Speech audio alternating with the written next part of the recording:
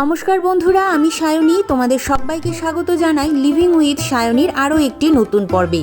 বন্ধুরা, সামনেই আসতে চলেছে বাসন্তী পূজা, আর এই বাসন্তী পূজার ষষ্ঠী তিথিতে পালিত হয় অশোক ষষ্ঠীর ব্রত। এটি চৈত্র মাসের শুক্লপক্ষের ষষ্ঠী তিথি, যেখানে বাংলার মায়েরা সন্তানের দীর্ঘায়ু, সুস্বাস্থ্য ও পরিবারের মঙ্গলের জন্য ষষ্ঠী দেবীর পূজা আরাধনা করেন। অশোক ষষ্ঠী শব্দটির অর্থ হল শোক মুক্তি, অর্থাৎ এই ব্রতের মূল মাহাত্ম্য হল পরিবারের শোক মুক্তিকরণ। এই দিন অশোক ফুল খাওয়া এবং ব্রত উপবাস হলো প্রধান অঙ্গ। মূলত বাংলার গ্রামীণ সমাজে সন্তানবতী নারীরা এই ব্রত পালন করে থাকেন। বন্ধুরা, বাসন্তী পূজা হলো চৈত্র মাসের শুক্লপক্ষে দেবী দুর্গার আরাধনা। এই সময় মা মহিষাসুরকে বধ করে অশুভ শক্তির বিনাশ করেছিলেন এবং সৃষ্টিকে ধ্বংসের হাত থেকে বাঁচিয়েছিলেন। তাই এই পূজাকে অনেকে আদি দুর্গা পূজাও বলে থাকেন। আর শরৎকালে মায়ের যে পুজোটি হয় তা হলো রাজা রামচন্দ্র মাতা সীতাকে উদ্ধারের জন্য দেবী দুর্গার আরাধনা করেছিলেন। শরৎকাল সাধারণত দেবতাদের ঘুমের সময়, তাই অকালে দেবীর বোধন করা হয়েছিল।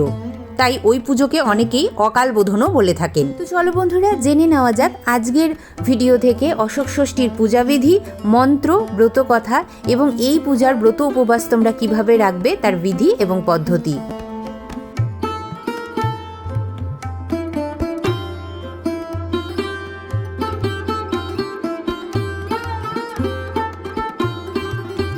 অশোক ষষ্ঠীর পুজো দিবাকালীন পুজো, তাই সকালবেলায় স্নান সেরে শুদ্ধ বস্ত্রে আমরা ঠাকুর মন্দিরে আসব।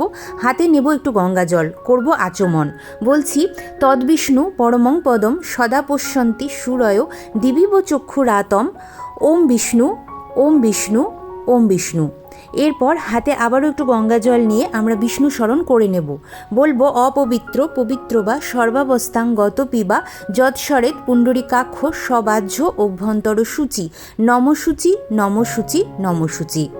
অশোক ষষ্ঠী মা আদ্যাশক্তি মহামায়ারই পূজা, তো তার জন্য আমি পূর্ব দিকে একটি পাটা পেতেছি, তাতে লাল রঙের একটি কাপড় বিছিয়ে নিয়েছি এবং মন্দিরের সামনেই আমি একটু আলপনা দিয়ে নিয়েছি। তোমরা এই পূজাবিধি নিজের মন্দিরেও করতে পারো যদি জায়গা থাকে। মূল পর্বে যাওয়ার আগে চলো দেখে নেওয়া যাক এই বছরের সময়সূচি। 2026 সালে অশোক ষষ্ঠী পড়েছে ইংরেজির 24শে মার্চ 2026, বাংলার 9ই চৈত্র 1432 মঙ্গলবার। এই দিন অশোক ষষ্ঠী ও শ্রী শ্রী বাসন্তী পূজা আরম্ভ। ষষ্ঠী তিথি শুরু হবে 23শে মার্চ রাত্রি 9:38 থেকে এবং তা স্থায়ী হবে 24শে মার্চ রাত্রি ঘন্টা 7:13 পর্যন্ত।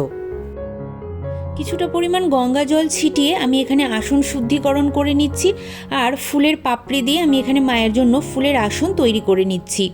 আমার কাছে মায়ের যে মাটির মূর্তিটি আছে, আমি তাতেই আজকে অশোক ষষ্ঠীর পূজাবিধি তোমাদের সঙ্গে করে দেখাবো। তোমাদের কাছে যদি চিত্রপট বা পিতল বা পাথরের মূর্তি থাকে, তোমরা তাতেও কিন্তু মায়ের পূজাবিধি সম্পন্ন করতে পারো। বন্ধুরা, অশোক ষষ্ঠী এবং বাসন্তী দুর্গাপূজা বহুকাল ধরে বাংলায় হয়ে এসছে, কিন্তু আধুনিকতার ছোঁয়ায় এখন এই পূজা প্রায় লুপ্তপ্রায় হতে চলেছে। তাই আমি চাই আমার ভিডিওর মাধ্যমে আমাদের পরবর্তী প্রজন্ম যেন এই পূজাবিধি সম্পর্কে জানতে পারে এবং সুন্দরভাবে তারা এই পূজা কেউ করতে চাইলে করতে পারে। কারণ বাংলার ঐতিহ্যকে বাঁচিয়ে রাখা এবং পরবর্তী প্রজন্মের মধ্যে তা সঞ্চার করে দিয়ে যাওয়াটাও আমাদের কর্তব্য। এখানে মায়ের আমি স্নানের বিধি সম্পন্ন করছি। গামছার মধ্যে অঘরু আর গঙ্গা জল একটু নিয়ে নিয়েছিলাম, আর তার সঙ্গে নিয়েছিলাম একটু গোলাপ জল। আমাদের কাছে পাথর বা পিতলের মূর্তি থাকলে তোমরা এই দিন পঞ্চামৃতও করাতে পারো। মায়ের সিঁথিতে এবং মায়ের দুই সন্তান অর্থাৎ লক্ষ্মী সরস্বতীর সিঁথিতে আমি একটু সিঁদুর ছুঁয়ে নিলাম।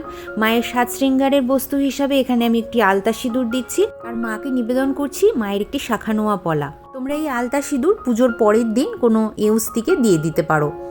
এখানে অগ্নিদেবকে আবাহন করব বলে আমি একটি প্রদীপ প্রজ্বলিত করব। আমরা সবাই জানি অগ্নিদেবকে আবাহন ছাড়া কোনো পূজাবিধি সম্পন্ন হয় না, তাই আমি এখানে একটি তিলের তেলের প্রদীপ প্রজ্বলিত করছি। তোমরা চাইলে এখানে একটি ঘিয়ের প্রদীপও প্রজ্বলিত করতে পারো।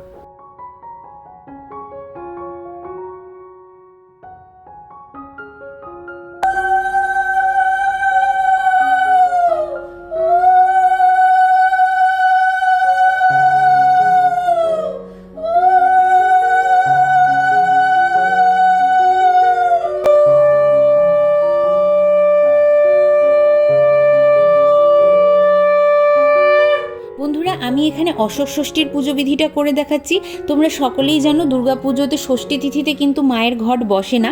যারা তোমরা বাসন্তী পুজো করতে চাইছো একইভাবে আমার মতন করে ষষ্ঠী পুজোটা করতে পারো। সপ্তমী তিথি থেকে তোমরা একটি ঘট পেতে নিতে পারো মায়ের সামনে, এবং দশমী তিথিতে পূজাবিধি সম্পন্ন করার পর তারপরে কিন্তু তোমরা ঘটটি এবং ঘটের সামগ্রী জলে বিসর্জিত করে দিতে পারো।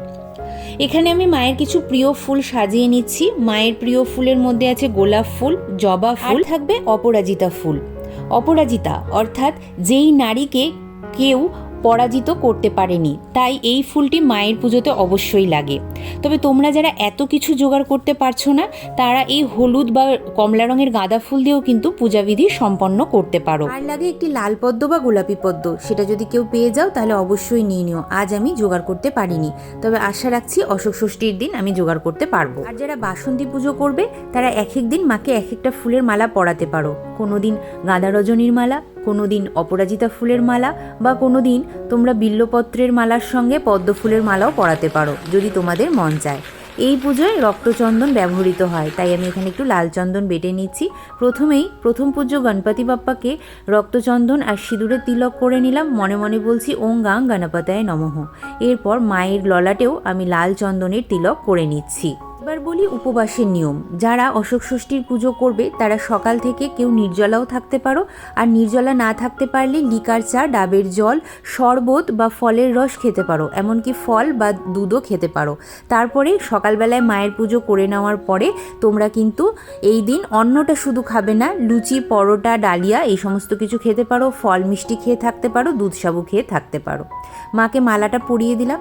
এবার হাতে লাল জবা ফুল এবং দূর্বা নিয়ে বলছি ওম গাং গণেশায় নমঃ, ওম গাং গণেশায় নমঃ, ওম গাং গণেশায় নমঃ। ওম শ্রী শ্রী পঞ্চদেব দেবীভ্যো নমঃ। এই মন্ত্রটি বলে আমি পঞ্চদেব দেবীর উদ্দেশ্যে পুষ্পাঞ্জলি দিয়ে নিচ্ছি। মায়ের পুজো কখনোই সম্পন্ন হয় না যদি না আমরা দেবাদিদেবের পুজো করি, তাই বিল্লপত্র আর সাদা ফুল হাতে নিয়ে অবশ্যই মনে মনে বলে নেবে ওম নমঃ শিবায় নমঃ, ওম নমঃ শিবায় নমঃ, ওম নমঃ শিবায় নমঃ। এই মন্ত্রটি বলে আমরা দেবাদিদেবের উদ্দেশ্য ফুল বিল্লপত্র নিবেদন করব। বাড়িতে শিবলিঙ্গ থাকলে এই দিন তোমরা পঞ্চামৃতও করতে পারো। এরপর আমরা মায়ের পুষ্পাঞ্জলি দেব। বলছি জয় দেবী জগন্মাতো জগদানন্দকারিণী প্রসিদ মম কল্যাণী নমস্তে ষষ্ঠী দেবীকে।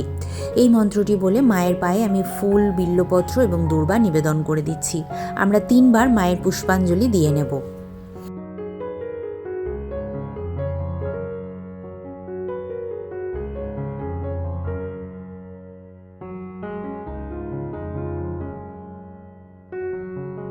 ওম সর্বমঙ্গল মাঙ্গল্যে শিবে সর্বার্থ সাধিকে শরণ্যে ত্রম্বকে গৌরী নারায়ণী নমস্তুতে। এই মন্ত্রটি বলে মাকে প্রণাম জানিয়ে নিলাম।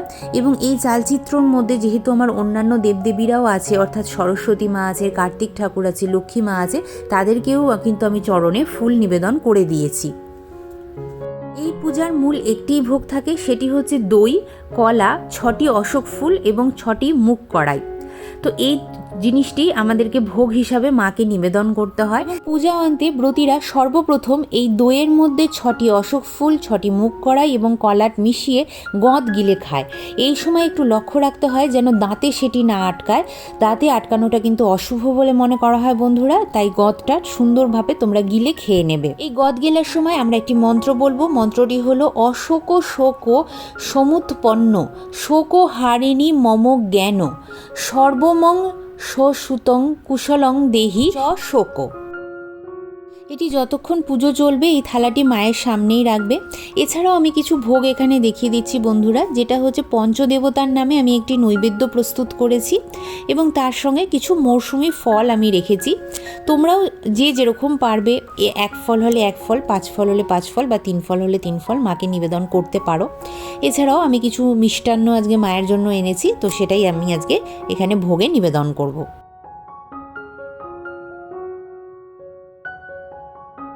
মায়ের ভোগ ফুল, বিল্লপত্র এমনকি তুলসীপত্র দিয়েও তোমরা নিবেদন করতে পারো, তাতে কোনো অসুবিধা নেই। এরপর আমরা মঙ্গল আরতি শুরু করব।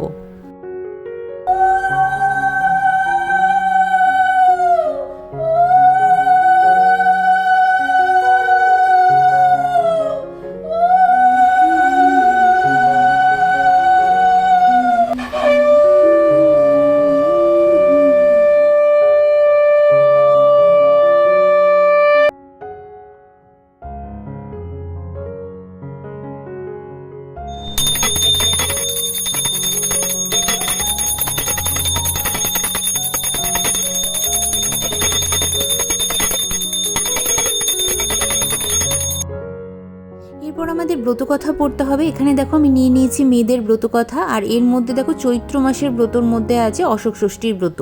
হাতে নেবে ফুল দুর্বা, এরপরে আমরা ব্রতকথা শুনতে শুরু করব। এক যুগে তপবনে এক মুনি থাকতেন। বনটির চারিদিকে অনেক অশোক গাছ ছিল। একদিন মুনি সকালে পুজোর ফুল তুলতে গিয়ে অশোক গাছের গোড়ায় খুব সুন্দর একটি সদ্যজাত কন্যাকে পড়ে থাকতে দেখলেন। মুনি তখনই মেয়েটিকে তুলে নিয়ে আশ্রমে ফিরলেন এবং ধ্যানযোগে জানতে পারলেন যে এক হরিণীরূপী স্ত্রীলোক সাপের ফলে এই মেয়েটিকে প্রসব করেছে। মুনি মেয়েটিকে খুব যত্নে পালন করতে লাগলেন এবং হরিণী এসে সেখানে রোজ মেয়েটিকে দুধ খাইয়ে যেত। অশোক গাছের গোড়ায় তাকে পাওয়া গেছিল বলে মুনি মেয়েটির নাম রেখেছিলেন অশোকা। এইভাবেই মেয়েটি অনেক বড় হলো। এখন তার বিয়ে দেওয়ার দরকার। মুনি মনে মনে স্থির করলেন পরের দিন সকালে তিনি প্রথমেই যার মুখ দেখবেন তার সঙ্গে অশোকার বিয়ে দেবেন। এই সময় দৈবলীলাক্রমে এক রাজপুত্র সেই আশ্রমে এসে হাজির হলেন। মুনির কথা মতন অশোকা সেই রাজপুত্রকে বিয়ে করতে রাজি হয়ে গেল। অশোকা শ্বশুরালয়ে যাওয়ার সময় মুনি তার হাতে কতগুলি অশোক ফুলের বীজ দিয়ে দিলেন। যাওয়ার সময় এই বীজগুলিকে রাস্তায় ছড়িয়ে দিতে বললেন, আর কিছুটা অশোক ফুল শুকিয়ে রাখতে বললেন। চৈত্র মাসের অশোক ষষ্ঠীর দিন ওইগুলোকে তিনি খেতে বললেন এবং অশোক ষষ্ঠীর ব্রত পালন করতে বললেন। মুনিকে প্রণাম করে রাজপুত্র এবং অশোকা রাজবাড়িতে চলে গেলেন। এরপরে বেশ কিছুদিন সময় কেটে গেল। অশোকার 7 ছেলে ও 1 মেয়ে হলো। এরপর আসলো চৈত্র মাসের শুক্ল ষষ্ঠী তিথি।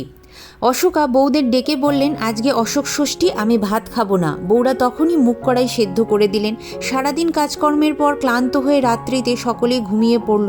পরের দিন অশোকা উঠে দেখল ছেলের বউরা আর কেউ ঘুম থেকে ওঠেনি। শেষে দরজা ভেঙে ফেলে অশোকা দেখতে পেল সকলেই বিছানায় মরে পড়ে আছে। এই অবস্থায় অশোকা মুনির কথা মনে পড়ল এবং তিনি অশোক গাছের সারি ধরে মুনির কাছে গিয়ে হাজির হলেন। মুনি অশোকার সব কথা শুনে ধ্যান করে সব কথা জানতে পারলেন আর অশোকাকে বললেন, বউরা যখন মুখ কড়াই সেদ্ধ করেছিল অসাবধানতাবশত একটি ধান তার মধ্যে গিয়ে পড়েছিল, আর তাই খাওয়ার জন্য এই পাপ ও দুর্দশা। যাই হোক, তুমি এখন এই কোমণ্ডুলির জল নিয়ে গিয়ে ওদের গায়ে ছিটিয়ে দাও, তাহলেই সকলে বেঁচে উঠবে। অশোক ষষ্ঠীর দিন খুব সাবধানে 6টি অশোক কুড়ি, 6টি মুখ কড়াই এবং দই দিয়ে একসাথে খেয়ে নিতে হয়। মুনির কাছ থেকে কোমণ্ডুলের জল নিয়ে এসে অশোকা সবার গায়ে ছিটিয়ে দিল এবং তারপরেই সকলে বেঁচে উঠল। তারপর থেকেই মায়ের মাহাত্ম্য ক্রমশ দেশের সর্বত্র ছড়িয়ে পড়ল। এই ব্রত পালন করলে ছেলেমেয়েরা দীর্ঘজীবী হয়ে থাকে। এরপর বন্ধুরা, হাতে থাকা ফুলটি তোমরা মায়ের থানে দিয়ে দেবে।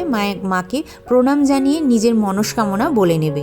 তো এই ছিল বন্ধুরা একদম সহজ সরল অশোক ষষ্ঠীর পূজাবিধি। কেমন লাগলো আমাকে অতি অবশ্যই লিখে জানিও। ভিডিওটি ভালো লাগলে লাইক শেয়ার করতে ভুলো না। যারা আজকে আমাকে নতুন দেখছো তারা প্লিজ আমার চ্যানেলটিকে সাবস্ক্রাইব করে আমার পাশে থেকো, আমার বন্ধু হয়ে যেও। চলো বন্ধুরা, দেখা হবে আবারও একটি সুন্দর কোনো পূজাবিধির সঙ্গে। ততক্ষণের জন্য তোমরা সবাই খুব ভালো থেকো, সুস্থ থেকো। সকল মায়ের কোল আলোর করে থাকুক তার সন্তানেরা এবং মা ষষ্ঠীর কৃপায় সকলের সন্তান হোক দীর্ঘজীবী। এই কামনা নিয়ে আজকের ভিডিওটি আমি সায়নী এখানেই শেষ করছি।